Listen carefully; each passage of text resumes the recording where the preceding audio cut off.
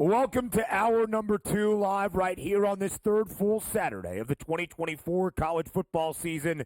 It's College Football Today on SportsGrid. He is OK Dubs. That is Kevin Walsh. He is the mastermind of the college football pigskin. That is Joe Lisi, and I am Ben Stevens. We begin hour 2, as we always do, with Ben's Top 10. But the new addition of the last 2 weeks, like trying to get into your favorite college, you might be put on the wait list. Tough criteria to crack the top 10 here for Ben's Top 10. These are the teams next up. In no particular order, this is the wait list. Here are their AP rankings in the top 25, their national championship prices, and of course, where I see this grouping. Kansas State yesterday. I'll be transparent with you both. If Arizona had won, this would be Arizona. But for the guy that picked K-State to win the Big 12, loved what I saw out of Kansas State last night, as you alluded to, Kev, really on the defensive side of the football. Kansas State gets into the next up. LSU is here. USC, Utah, and Oklahoma State, who will face off next week. Kev, we start with you. Of the teams just on the outside looking in,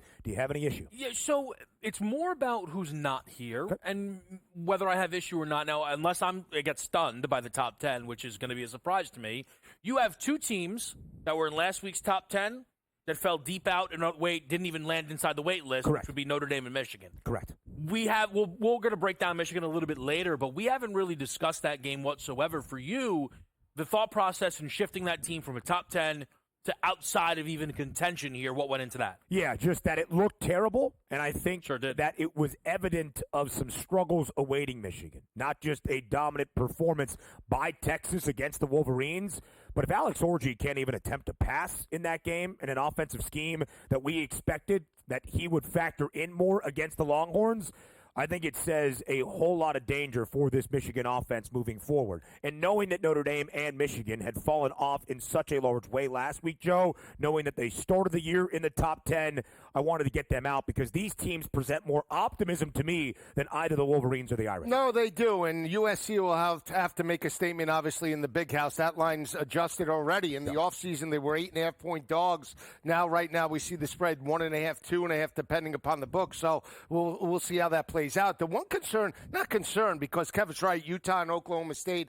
do square off. But, when we look at the Big 12, we thought Arizona would be there. I thought Texas Tech, and they still have that opportunity. But what about Iowa State after grinding out that victory over Iowa, right? For sure. We thought they would be there, potentially a 9-win football team. They get a very gutty effort in a rivalry game. Could they be that next team potentially right there, right with Utah or Oklahoma State? Yeah, Kev, quickly before I go to you, I had Iowa State over 7.5. It was the first preseason, off-season college football win total bet that I made. The juice so heavy on the over the 7.5, I was surprised it did not move up to 8 and a hook by the time we got to the season.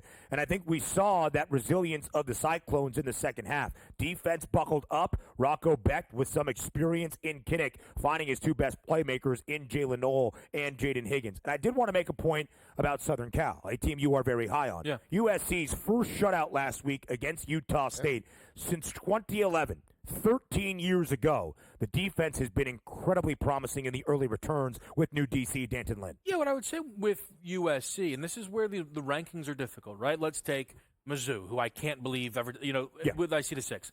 So far, who's had a better start to the year, Missouri or USC? You could say we're splitting hairs, right? But I would take what USC did by beating LSU and then shutting out any team, quite frankly. Yeah. It just shows kind of the differences there. But I understand we're in the early part of the season. That's why we're not at the point of I think that's why it's good we added this. Yeah. If we didn't, I'd be like, where is USC? I'd be going nuts. But they're on the cusp, which is likely where they belong. And not to get too long, but that's what makes next week so fascinating. Mm-hmm. A win for Michigan, and it's like, all right, season saved. What do we know about USC? A win for USC, it's like, oh, Michigan's terrible. They should have never given Sharon Moore the contract, and this whole thing's a disaster. Yeah, and I would actually really like to see that game in terms of what it looks like in the trenches, knowing that Michigan really struggled against UT and USC has been really good to start. So now let's get to the actual top 10. Yeah. We go in reverse order. We work our way up from 10 to 6. Miami into the top 10, but at number 10. I actually kept Missouri at number 9 and vaulted Tennessee over. As we talked about, Oregon moves down slightly behind Penn State. I did consider moving the Nittany Lions after a dreadful performance against Bowling Green last week in not-so-happy Valley, but that's how I see 6 through 10 here, Lisi Guy. What do you make of it? Well, I like the teams. I would personally put Tennessee and Nicky Snacks. Treats. Nicky Treats ahead of Penn State and Oregon, respectively. I think the offensive and defensive lines of the Volunteers are more complete. And again, we watched that Bowling Green game in regards to Penn State. They trailed 24-20, Kev, at the half. It's not just the offense with Aller, it's that defense now. Yeah, look, I think considering Oregon fell for you due to wins, but non-covers and underwhelming performances, I think it's very easy to argue Tennessee belongs in front of a Penn State because of why James Franklin's thing is beating up on those type of teams. Correct. So them not doing it is, of all the teams who could struggle with those teams, that would be the more concerning because he's usually much better in those spots. And you're spot on. They're 18-4-1 against the spread entering last week as a favorite in the last 2 years. Plus, now under James Franklin, of course, a non-cover in a large way, winning by a touchdown against the Falcons. Still optimistic about Penn State and liked what I saw out of the offense in the second half. Andy Kotelnicki, incredibly creative against West Virginia. That wasn't really the case in the opening half against Bowling Green. Listen, I've got a lot of love for Miami, checking in to the top 10. Are they too low for you at only 10? Probably. I mean, I would shift them in front of the Mizzous, in front of maybe even Oregon, certainly Penn State with what we've seen early season. You know, Joe mentions Tennessee, and look, it's 2 games. Maybe it's more about what we think of NC State this year. I'm certainly not in on that team and Grayson McCall, but it feels very much like Heupel's got his guy. The last times we've seen Josh Heupel with his guy at Tennessee, that team was number 1 going into Georgia that year with Hendon Hooker, Heisman Trophy candidate. We'll talk some Heisman in a bit. There's a world where the Vols are being slept on. What a game next week. Again, a little look ahead. I think, what do they beat up? Kent State today, maybe it is? What a look ahead spot with Tennessee going to Oklahoma next week. 49.5 is the total in regards to the Kent State line, so we'll see if Tennessee could cover that. I mean, in regards to Miami, might get a boost if Florida knocks off Texas A&M today, because then if they knock off Texas A&M, who had an 8.5 win total at the start of the year, that win looks much better in regards to the Week 1 performance. Also, listen, we all love when we're right. Let me tell you something. As wrong as I will ever be was Clemson App State last week. On under, dead at the half. Clemson hit it by themselves. Clemson has now given us 2 games where if you had them on your wait list in your top 10, I'd get it. Because the first game was Georgia. They were hanging and then it fell apart. What they did to App State, who I think makes the CFP, that's one of the best performances anybody has all season.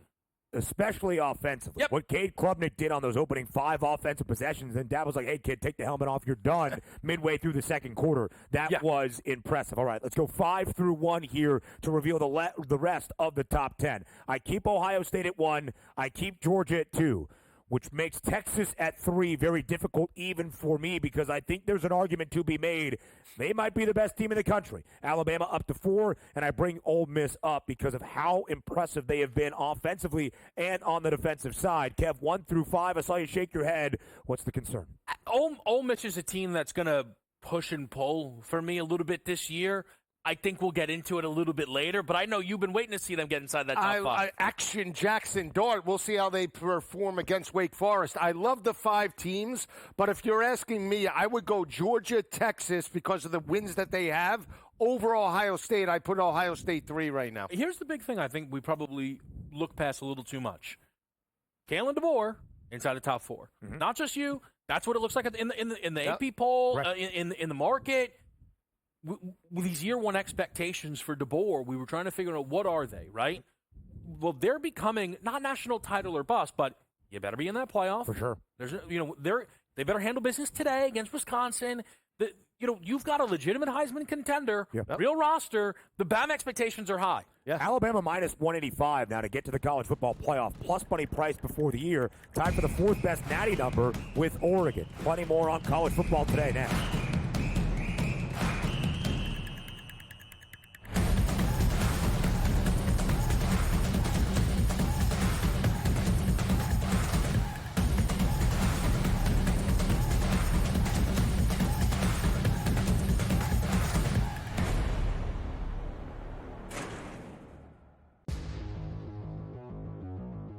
You say this is a smash. I'm going to run out and smash my button while you talk about Ramondre Stevenson. I don't think the Bengals defense is one that you should be fearful of. I think they're middle of the pack. They've lost the Bateses and some of those guys over the years that you used to fear. They got a lot of young kids in there who have some talent. But at the same time here, I do expect Ramondre to be a guy that is going to revert back to what he did a couple years ago. Fantasy Sports Today, only on SportsGrid. He had 4 grabs in the first half for just over 30 yards, was injured, came back in briefly, and then had to be carted off. We were pessimistic on Puka Nakua's injury to the same right knee, of that being a nothing, just a bursa, and that's it, as per Sean McVay. We felt there could be a small PCL component. The Early Line, only on SportsGrid. Everyone had him Rookie of the Year, Offensive Player of the Year. Bears are going to the Super Bowl. Eberflus Coach of the Year. He was terrible. If he's going to be success, he's got to play within structure as much as possible. I get it. If the pocket breaks down, throw off the platform. That's fine. But within structure, when the play is there to be made, you need to make it, and he didn't do that. Pharrell Coast to Coast, only on SportsGrid. 147 yards against the Jets and a touchdown? I mean, the numbers are incredible. It's the Shanahan connection, and that's just what it feels like. And, Jordan Mason came into that game with a career 5.6 yards per carry. He's always been a very tough runner. He's always been good when called upon in small doses. You mentioned the yardage, which was impressive, but 28 carries. That's what I'm looking at. Newswire, only on SportsGrid.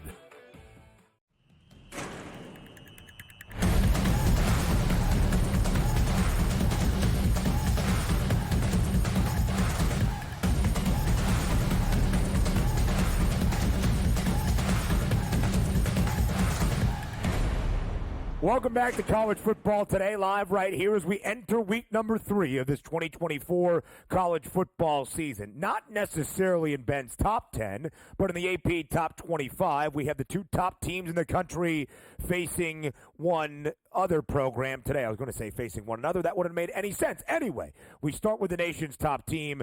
That's Georgia. The SEC opener for the Bulldogs taking on Kentucky. We'll get to number 2, Texas, after a very impressive win in the Big House in just a moment. Lisi got more than 3 scores today in favor of Georgia as they go on the road to Lexington to take on the Wildcats. Much like we discussed with LSU in South Carolina, the SEC opener for UGA, not the case for Kentucky. At home last week, near a double-digit favorite, they got dismantled. 44 yards of passing offense for the Cats. Can they keep this game close against the nation's top team? I think they can. Again, from the series perspective, it's been dominated by Georgia. They've won 14 straight, including last year where Carson Beck broke out with a 300-yard performance. They won it 51-13.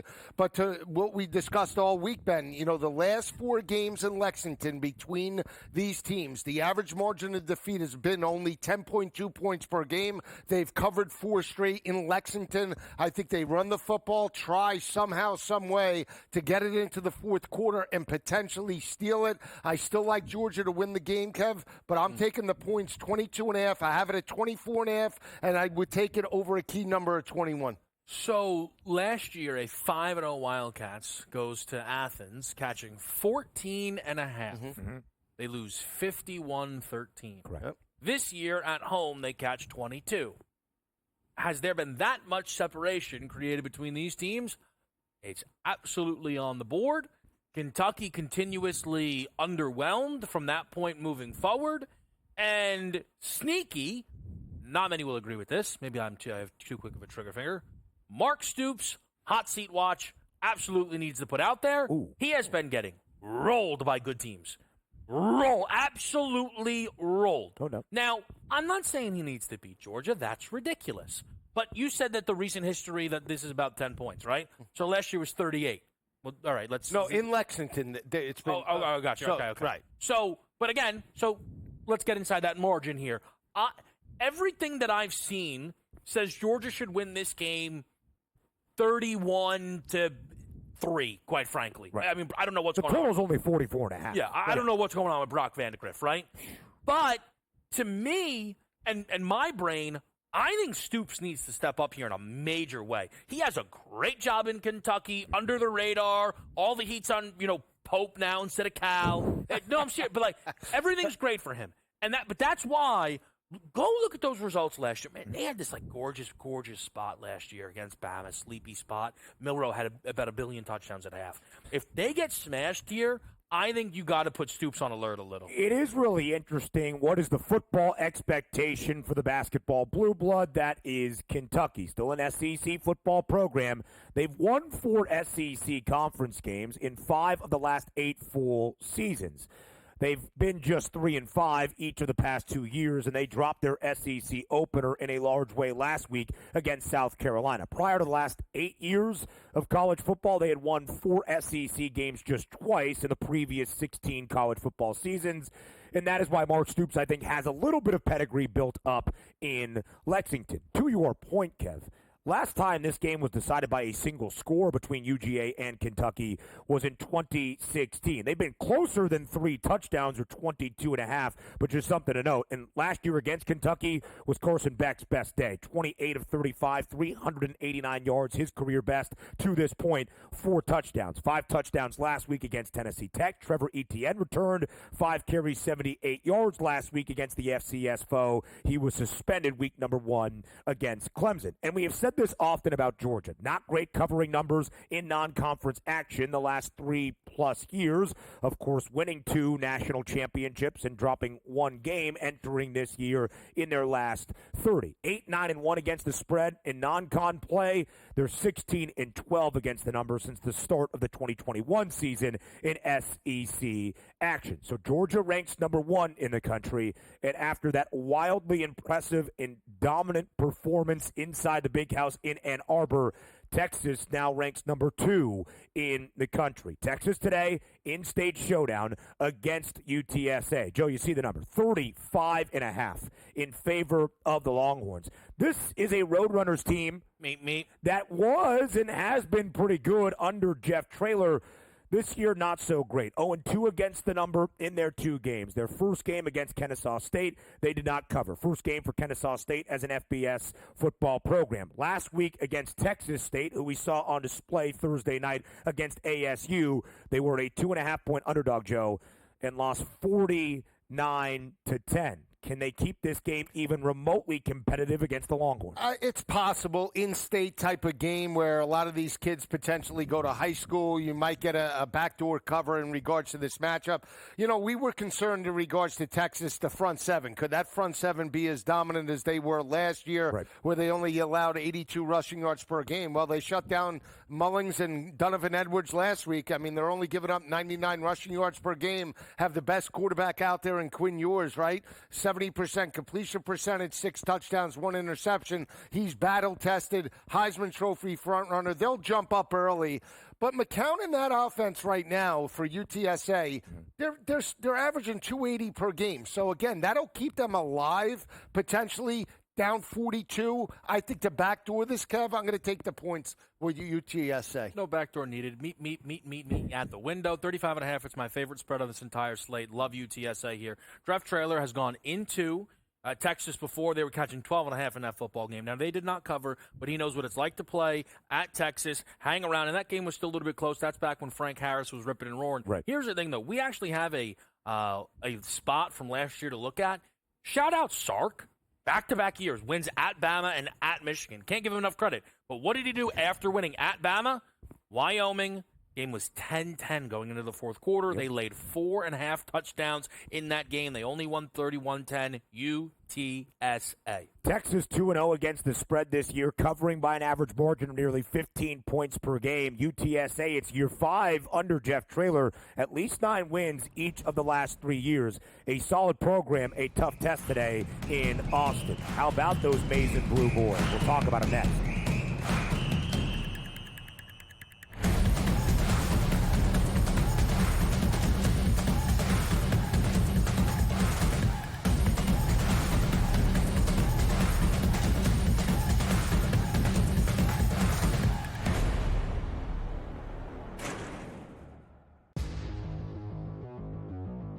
You say this is a smash. I'm going to run out and smash my button while you talk about Ramondre Stevenson. I don't think the Bengals defense is one that you should be fearful of. I think they're middle of the pack. They've lost the Bateses and some of those guys over the years that you used to fear. They got a lot of young kids in there who have some talent. But at the same time here, I do expect Ramondre to be a guy that is going to revert back to what he did a couple years ago. Fantasy Sports Today, only on SportsGrid.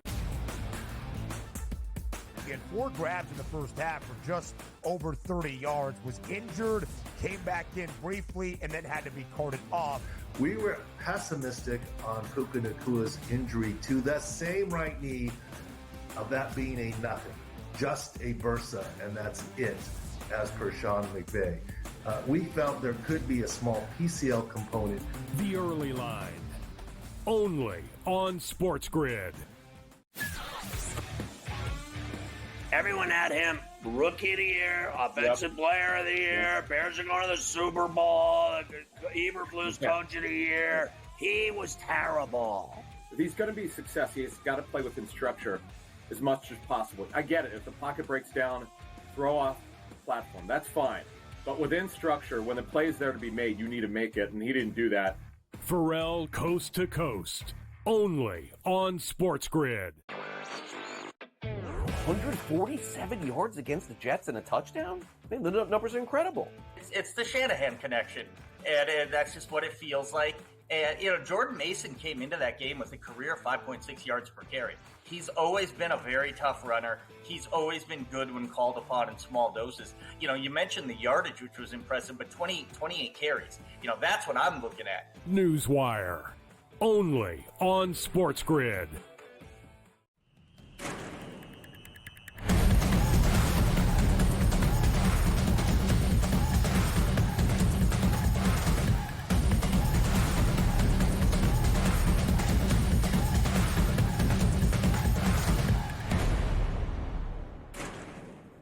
Live right here on College Football Today. It's a Saturday on SportsGrid. So we talked about Texas. Impressive. 31-12 outright in the victory last week in the best game of the week in Ann Arbor. They won as the favorite and covered, laying close to a touchdown against the Wolverines. The reigning national champs in Michigan now looking for answers. Lisi guy, what do you think Michigan looks like today? Still in the big house against Arkansas State. The 23-game home win streak snapped last week. Does a new streak start today? You can see the odds favor the Wolverines by 23.5. And if so, how large is the margin of victory today for the Maize and Blue? I think they win, but they might struggle to cover the number again. An emotional letdown after losing to a top 10 opponent in regards to Texas. The fact that they couldn't run the football consistently. They still have no offensive identity with Jerome Moore as head coach. Even though they want to try and run it, it hasn't been there. And that's put pressure on Davis Warren and the quarterbacks, even Orji when he's in there. So they need to stay in manageable third downs. Arkansas State is very good, 2-0 overall. Very good in regards to the secondary, Kev, given and holding opposing offenses to only 198 passing yards per game. This isn't a game I'm going to bet, but again, I would take the 23 points. Michigan wins, but I think Arkansas State covers here. So this is a spot for me where I am involved with Michigan in the futures market. We know this, and last week went as bad as possible. But it was a specifically bad game in that I was more disappointed and let down because I just want Alex Orji to play quarterback. Now, I know that I'm not there at practices, and obviously somehow Davis Warren won this job. Today they are playing Arkansas State, who is allowing the 4th most yards per carry of any team at the FBS level, with their opponents being Tulsa and Central Arkansas. Yep. If Alex Orji is not on the field for 50% of the game, I don't know what's going on. So I don't know what's going on. There's no way Alex Orji is not out there. Is this a 6.2 yards per rush they're giving up? Is this the game Edwards or Mullings break out? Forget them. Let Alex Orji play quarterback and running back. 10 on 11, I don't care. If this is Davis Warren throwing the ball 25 times, I'm going to go nuts. It can't be. And so we talked about it with Ben's top 10, the fact that Michigan had fallen out of the top 10, not even in the wait list. That is damning to me. That last week, Davis Warren against Texas threw for 204 yards, a touchdown on the final drive of the game, and 2 interceptions. And 78 of those 204 came on that final offensive drive for Michigan. So Davis Warren, in his 2 starts this year for the Wolverines, a $118 against Fresno State, a $128 last week against Texas. And Alex Orji, who we all thought could factor into the offensive scheme last week for the Maize and Blue, did not attempt to pass. At least he threw a touchdown in a creative offensive set to Donovan Edwards against the Bulldogs in the season opener. 2 more areas of concern for Michigan. 80 rushing yards last week against Texas's front, only 3.5 yards per pop. They should be able to run it at will against Arkansas State. Not worried about that.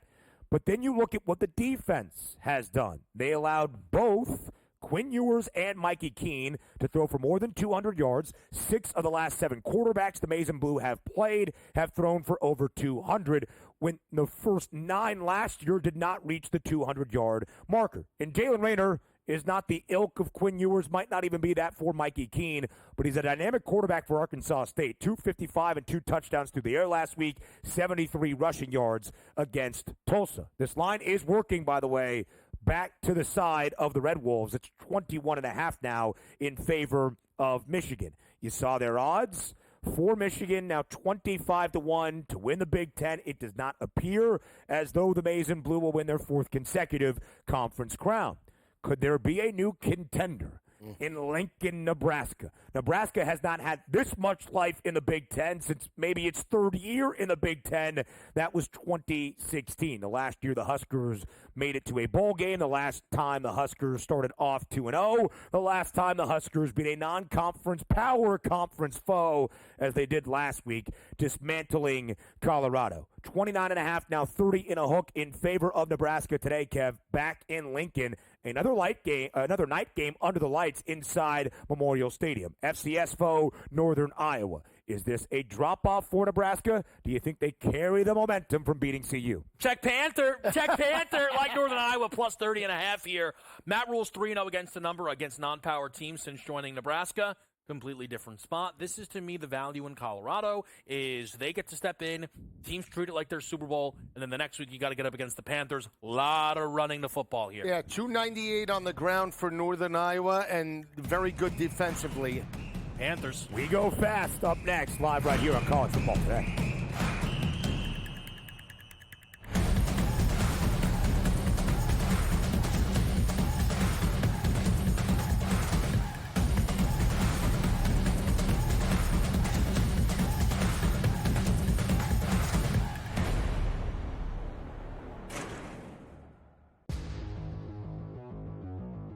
You say this is a smash. I'm going to run out and smash my button while you talk about Ramondre Stevenson. I don't think the Bengals defense is one that you should be fearful of. I think they're middle of the pack. You know, they've lost the Bateses and some of those guys over the years that you used to fear. They got a lot of young kids in there who have some talent. But at the same time here, I do expect Ramondre to be a guy that is going to revert back to what he did a couple years ago.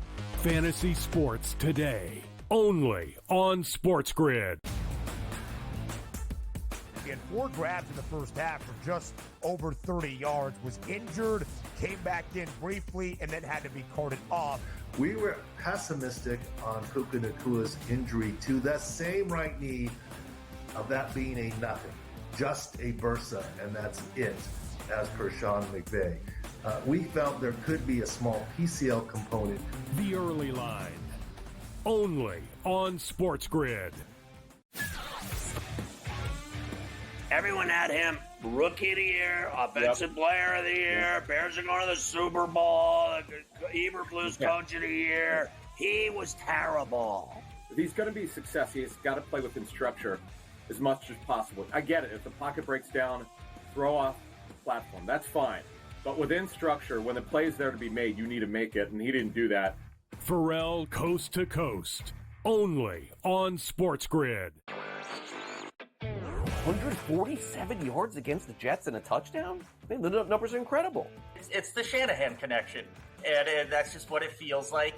And, Jordan Mason came into that game with a career 5.6 yards per carry. He's always been a very tough runner. He's always been good when called upon in small doses. You mentioned the yardage, which was impressive, but 28 carries. That's what I'm looking at. Newswire, only on SportsGrid.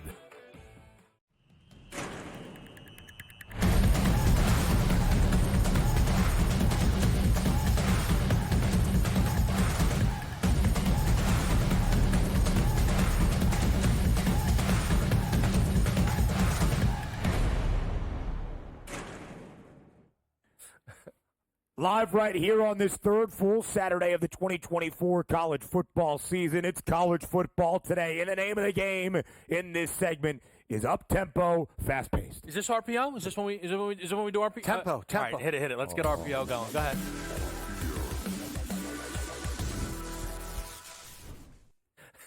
Texas A&M, Florida.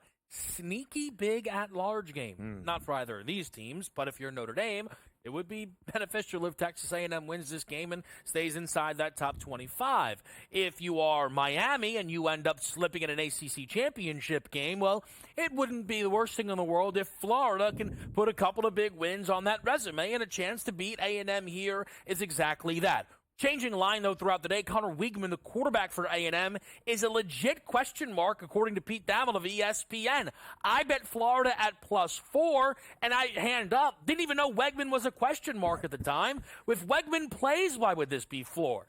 Miami, the U, Florida, we try to tell him, Joe, remember? Florida State, I know. And we try to let him know that number was 2.5. In what world is Texas A&M laying more than Miami? It's Gators all the way. Chomp, chomp, chomp. I like it as well. Also, DJ Lagway, the freshman phenom, will get involved in regards to the offense. Graham Mertz will get the start. And we talk about the success of Billy Napier. 12 wins on the resume, 10 have come in Gainesville. I think they're a live dog today. I just think they pull it out. Not sold in Mike Elko and A&M on the road. Not sure what happened with Connor Weigman. He played in the opening half last week against McNeese, bouncing back from a dreadful performance against Notre Dame. 52-10, the victory for A&M against McNeese. They did not cover as a 46.5-point favorite, but they did lead 38-zip at the break, in which Weigman was 11-14 in the first half for 125 yards and 2 touchdowns. But you want to talk about the changing quarterback rotations here. If it's not Weigman, it's the freshman Marcel Reed, who was 5 of 11 last week for 71 yards. We expect Graham Mertz to get the start for Florida. Missed last week's game against Samford due to a concussion, in which DJ Lagway, the number 1 quarterback recruit in the 2024 class, threw for 456 yards and 3 touchdowns, the most passing yards by a Florida freshman quarterback since Chris Leak back in 2003, and the previous record was 268. Lagway had 456. I'd almost rather see freshman versus freshman and still feel pretty good about the Gators in the swamp. It's the backyard brawl between West Virginia and Pittsburgh. 75 miles, 100 miles, however you categorize it, of hate between these two teams. The 106th all-time meeting, West Virginia has won the last 4, including last year. This is their 3rd year in a row meeting. They had not met prior to 2022 since 2011. Kev, less than a field goal spread in this matchup. How do you see the game playing out between the Mountaineers and the Panthers? Rising total 62 is pretty much anywhere you look. I'm going under. What kind of fight has that many points in it? Last year, 17-6 final score. I think a lot was taken out of Pitt. An awesome comeback last week, down 27-6. They win 28-7. Now you play a rival here in West Virginia. I'm going under 62. I don't believe that with this type of rivalry that we can see that many points in a Narduzzi game. I think we can get over the total. Don't love it, but I do like West Virginia. They've won 4 of the last 5, won this matchup 31-7 last year. Garrett Green going up against Holstein, the quarterback for Pittsburgh. I think you'll get points, but I do like the Mountaineers in the spot. Eli Holstein, the freshman for the Panthers, at least 302 yards in his opening 2 games for Pitt, both against FBS foes. First Pittsburgh quarterback to throw for 300 since 1989. Now, the Panthers were really bad defending the run last year, 150 yards given up. They were 8th best in the country in 2022, led the ACC in rushing defense the year prior, which leads you to West Virginia, who bounced back after the Penn State loss against Albany last week with 305 yards on the ground. C.J. Donaldson, 125. Jaheim White through the century mark as well. And Garrett Green, 68 yards on the ground, all rushing for a score. That's the key matchup. Can Pitt defend? The WVU rushing attack we know last year was prolific. Now let's get to the Big Ten opener for UCLA, Kev. The first ever game as a Big Ten team for the Bruins against a fellow Big Ten foe in the first road trip out to Pasadena for Indiana since the actual Rose Bowl in 1968 when they took on the Trojans. Now this line working even more in favor of IU above what could be a key number, Kev, of 3. Who covers? Who wins this football game? It's Bruins or bust for me. Listen, I know people are excited about Cignetti with the Hoosiers, but this is a must-win for UCLA. I don't really love how they built their schedule. For me, I think it's going to be really tricky this year for the West Coast teams with a lot of travel that they got going on, but I think they need to take advantage when they're at home. This team's not only at home, they're off a bye. I think you get one of UCLA's best performances this season, catching 3.5 at home. Indiana's going to California. I mean, that is completely brand new to this team. I like UCLA here. I lean to UCLA, but I like the over 46.5. I think you're getting a discount. I like Garbers. I like Curtis Rourke. And even though Indiana's defense is rock solid, only giving up 5 points per game and 32 yards on the ground to opposing offenses along with 10 sacks, I think the speed of UCLA can exploit them. I do lean to UCLA because of how they made second-half adjustments against Schrager and that Hawaii attack. That's why I give them the edge at home. Scoreless in the opening half against the Rainbow Warriors out in Honolulu, week number 1. A bye week last week for UCLA, but only 71 rushing yards for this team against Hawaii, which is a little bit peculiar because Deshaun Foster, the running backs coach, the head coach, and T.J. Harden remained. He was not great against the Bows. I like Indiana under that 3. I bet it earlier this week at 2.5. Now north of 3, I think this game is close. But last week against Western Illinois, albeit an FCS school that has now lost 26 consecutive football games, Indiana put up the most points we have seen all season long so far with 77.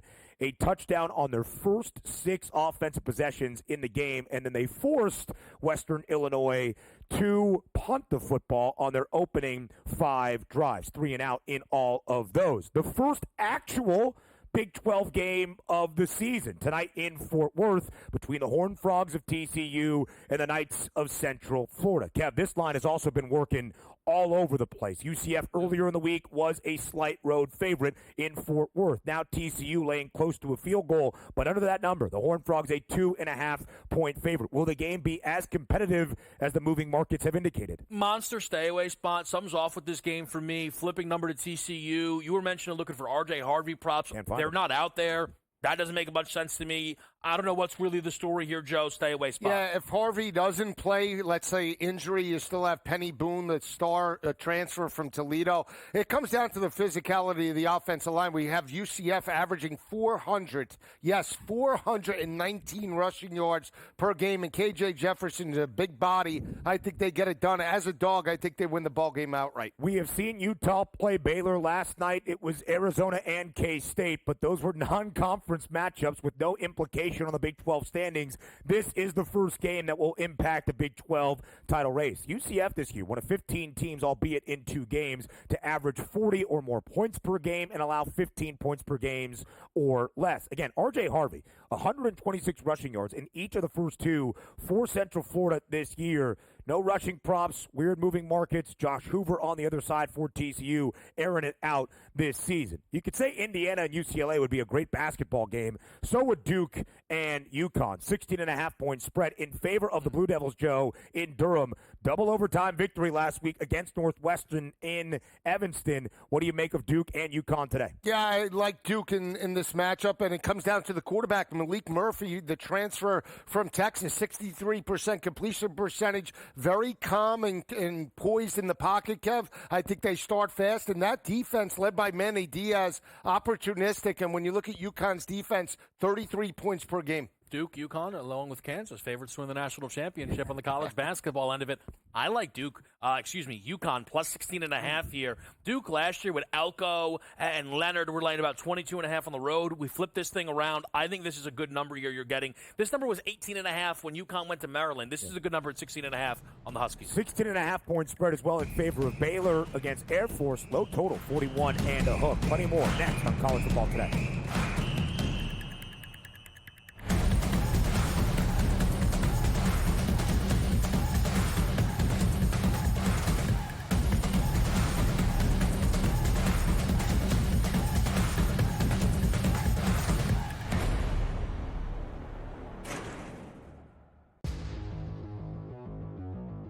You say this is a smash, I'm going to run out and smash my button while you talk about Ramondre Stevenson. I don't think the Bengals defense is one that you should be fearful of. I think they're middle of the pack.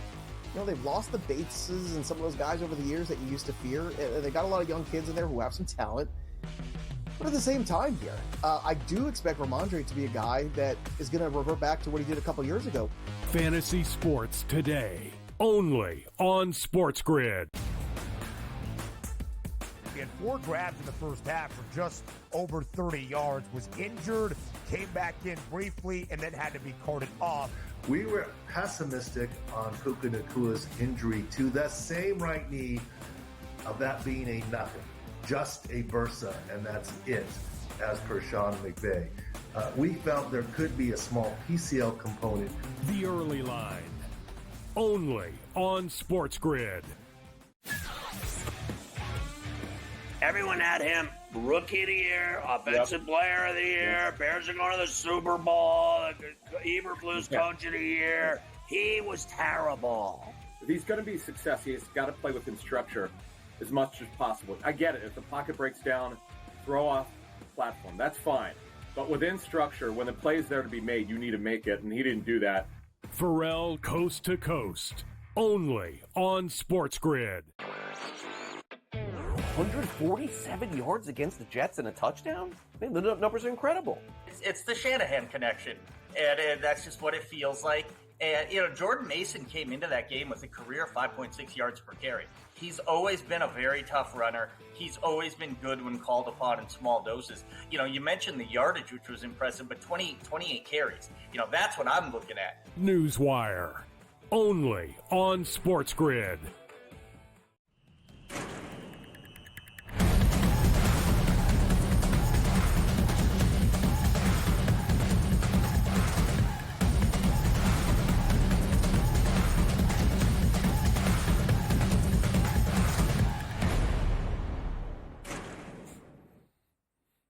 It's week 3 of the 2024 college football season. It's Heisman Trophy Talk live right here on CFT. We'll look at the odds front runners and where things stand around the nation so far through 2 weeks.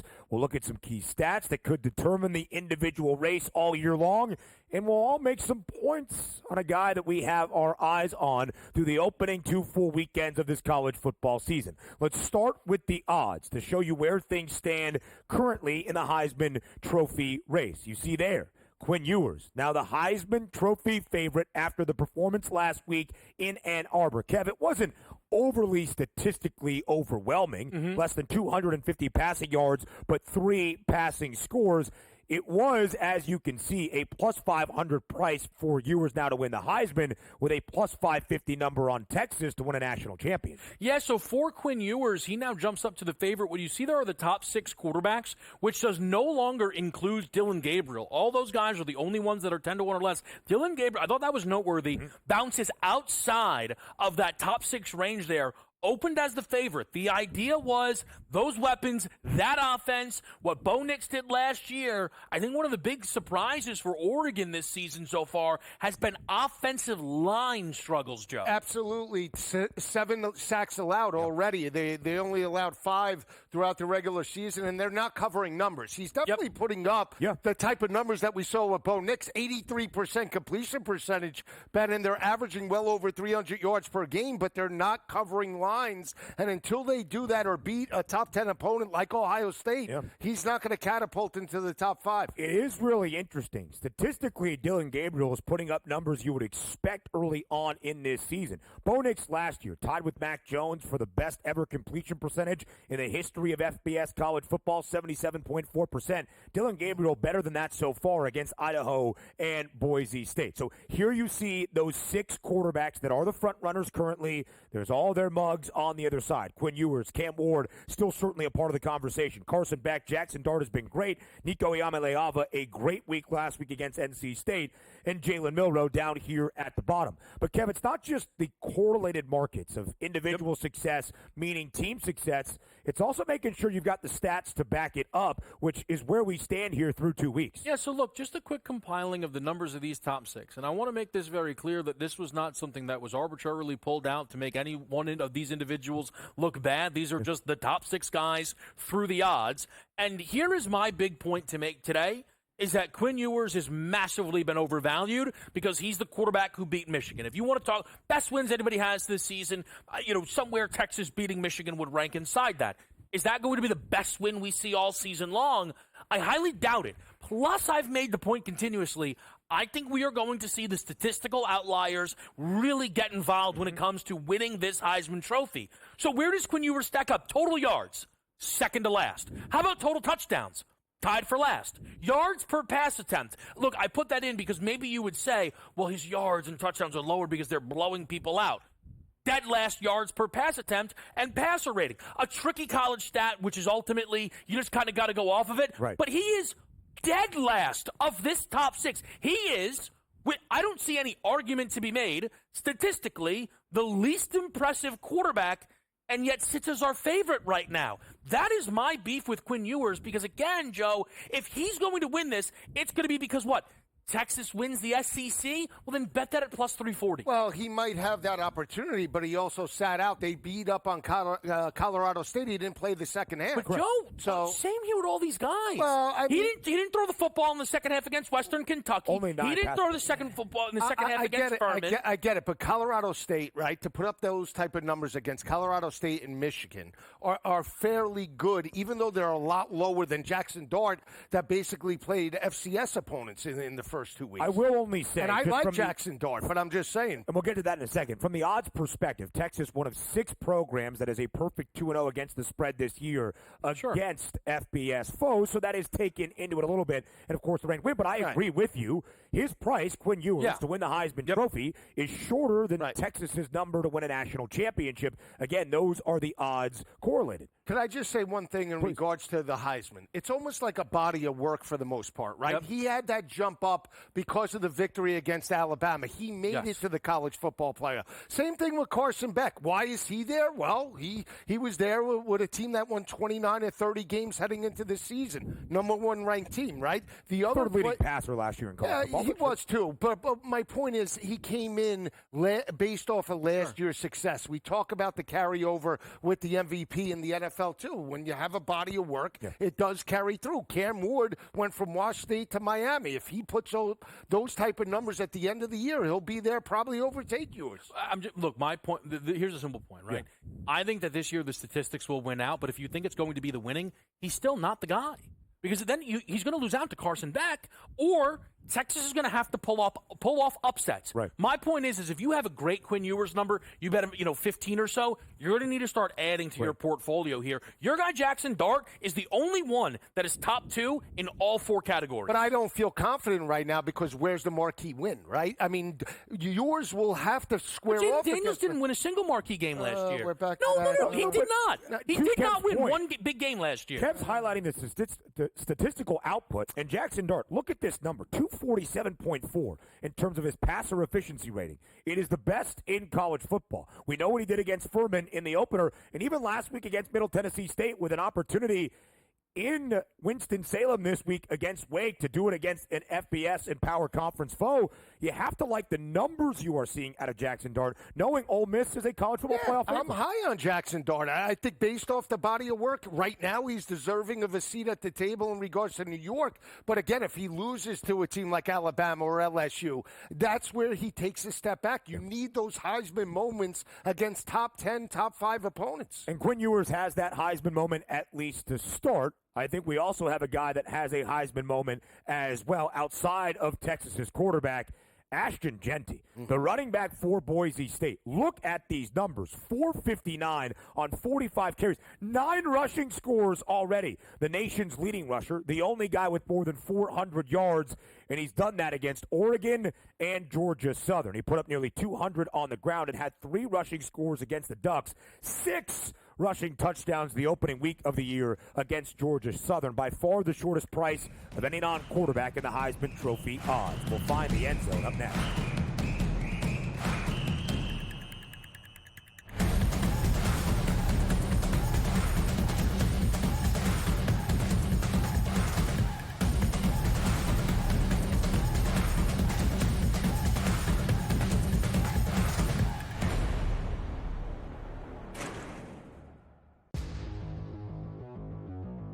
You say this is a smash. I'm going to run out and smash my button while you talk about Ramondre Stevenson. I don't think the Bengals defense is one that you should be fearful of. I think they're middle of the pack. You know, they've lost the Bateses and some of those guys over the years that you used to fear. They got a lot of young kids in there who have some talent. But at the same time here, I do expect Ramondre to be a guy that is going to revert back to what he did a couple years ago. Fantasy sports today, only on SportsGrid. He had 4 grabs in the first half for just over 30 yards, was injured, came back in briefly, and then had to be carted off. We were pessimistic on Puka Nakua's injury to the same right knee, of that being a nothing, just a bursa, and that's it, as per Sean McVay. We felt there could be a small PCL component. The early line, only on SportsGrid. Everyone had him rookie of the year, offensive player of the year. Bears are going to the Super Bowl. Eberflus coach of the year. He was terrible. If he's going to be a success, he's got to play within structure as much as possible. I get it. If the pocket breaks down, throw off the platform. That's fine. But within structure, when the play's there to be made, you need to make it, and he didn't do that. Pharrell Coast to Coast, only on SportsGrid. 147 yards against the Jets and a touchdown? Man, the numbers are incredible. It's the Shanahan connection, and that's just what it feels like. And, Jordan Mason came into that game with a career 5.6 yards per carry. He's always been a very tough runner. He's always been good when called upon in small doses. You mentioned the yardage, which was impressive, but 28 carries. That's what I'm looking at. Newswire, only on SportsGrid.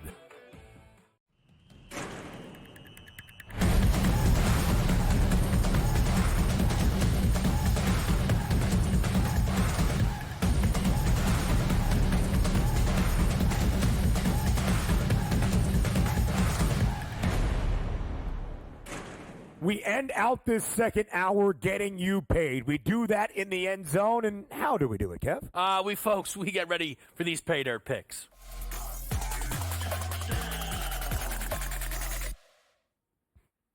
Alabama, Wisconsin's the big game on the slate. College football sharp mind Donnie Rightside reached out earlier. Let us know he's parlaying Milroe anytime touchdown with Milroe to throw a passing touchdown. He's very excited because the boosts are big again. What are you looking for here in Bama, Wisconsin as far as the touchdowns go? I would go running back for Wisconsin in terms of goal line situations. Ches Malusi plus 164.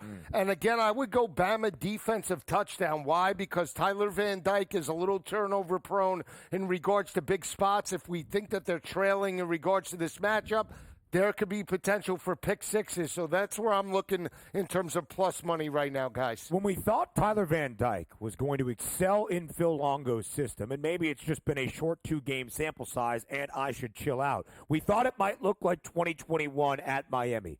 will always remember those 9 games for the Canes. 25 touchdowns, 6 interceptions, threw for 316 yards at minimum in his last 6 starts for Miami. Ever since, it hasn't been great. Now in Madison, only 203 yards per game, never more than 215. Needs to be better. Just 1 touchdown toss. So does that mean Will Pauling gets involved if they start to embody the Derry raid? We shall see. Ches Malusi this year, 3 rushing scores. I do want to see, Kev, if we get Tawee Walker today. He is the transfer from Oklahoma. He had 66 yards on the ground and a touchdown against Western Michigan in the opener. Did not play week 2. Luke Fickell said he is hopeful that Walker returns today against the Crimson Tide. Yeah, I guess we'll find out. I want to also bring up Mizzou, BC, because this is a spot where Luther Burden is minus 136 to score, and it kind of goes to the 70.5 number that I played on him, is if you're attempting to buy low on the first big game Missouri's played this season, this could be your only chance. He did score in that game early season against Murray State, right. Joe. Anything in the ranked matchup with Boston College stand out? Brady Cook at plus 112 in regards to red zone opportunities. He's shown a propensity to potentially run it. And then Theo Weiss at plus 116. I don't like this game as much as I like the other game in regards to LSU, South Carolina. That's where I see a lot of plus money value. I'm going to watch this game play out. From a defensive perspective, I also like Missouri in regards to picking off Castellanos. 2 very quick notes for me. Brady Cook has only thrown 1 touchdown this year. It was against Murray State in the opener. Luther Burden on the receiving end. Nate Noel, the App State transfer, the running back room, has kind of emerged as the lead back in front of Marcus Carroll, who was a top 10 rusher last year at Georgia State. And we did see Thomas Castellanos with 2 rushing scores last year in the final game against a ranked foe. That was SMU. So now let's go to that LSU South Carolina game, the SEC opener, Joe, for the Bayou Bengals in Columbia, South Carolina. If LSU is going to win and cover as less than a touchdown favorite, who finds the end zone? It's going to be the rushing attack. It's going to be Josh Williams, I believe, plus 154, but Mason Taylor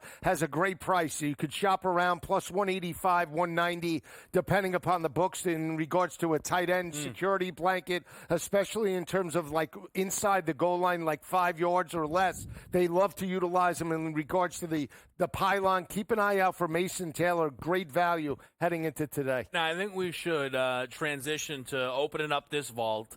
And, the thing is, with the vault, there's a lot of rules that people put in place, but sometimes you got to break rules. Now, do you guys want to open that vault and unlock it there and let people know that it's time to go for the loot? Oh yeah. Oh, that's good.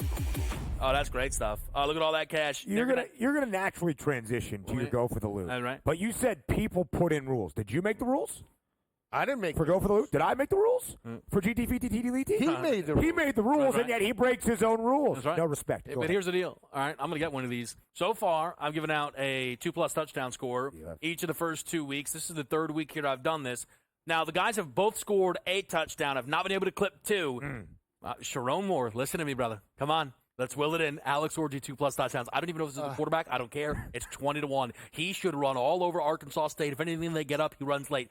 Alex Orji, come on. Let's go. Get on that horse, kid, and let's get into that end zone twice. How about Donovan Edwards for 2+? I need him today. No. He's so selfish. I am. It's all about me. Myself, and I. So then go to you. I'm going to go to Air Force. 16.5 dogs, but they're plus 560 on the money line. 580 now.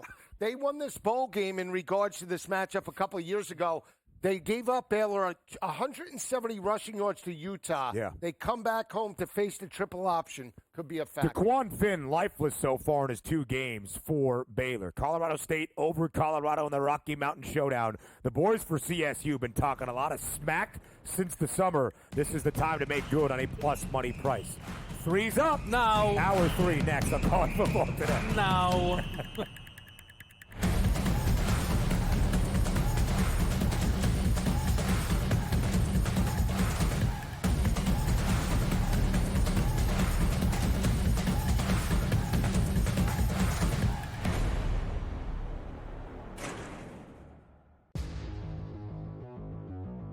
You say this is a smash, I'm going to run out and smash my button while you talk about Ramondre Stevenson. I don't think the Bengals defense is one that you should be fearful of. I think they're middle of the pack. They've lost the Bateses and some of those guys over the years that you used to fear. They got a lot of young kids in there who have some talent. But at the same time here, I do expect Ramondre to be a guy that is going to revert back to what he did a couple years ago. Fantasy sports today, only on SportsGrid. He had 4 grabs in the first half for just over 30 yards, was injured, came back in briefly, and then had to be carted off. We were pessimistic on Puka Nakua's injury to the same right knee, of that being a nothing, just a bursa, and that's it, as per Sean McVay. We felt there could be a small PCL component. The early line, only on SportsGrid. Everyone had him rookie of the year, offensive player of the year. Bears are going to the Super Bowl. Eberflus coach of the year. He was terrible. If he's going to be a success, he's got to play within structure as much as possible. I get it. If the pocket breaks down, throw off the platform. That's fine. But within structure, when the play's there to be made, you need to make it, and he didn't do that. Pharrell Coast to Coast, only on SportsGrid. 147 yards against the Jets and a touchdown? I mean, the numbers are incredible. It's the Shanahan connection, and that's just what it feels like. And, Jordan Mason came into that game with a career 5.6 yards per carry. He's always been a very tough runner. He's always been good when called upon in small doses. You mentioned the yardage, which was impressive, but 28 carries. That's what I'm looking at. Newswire, only on SportsGrid.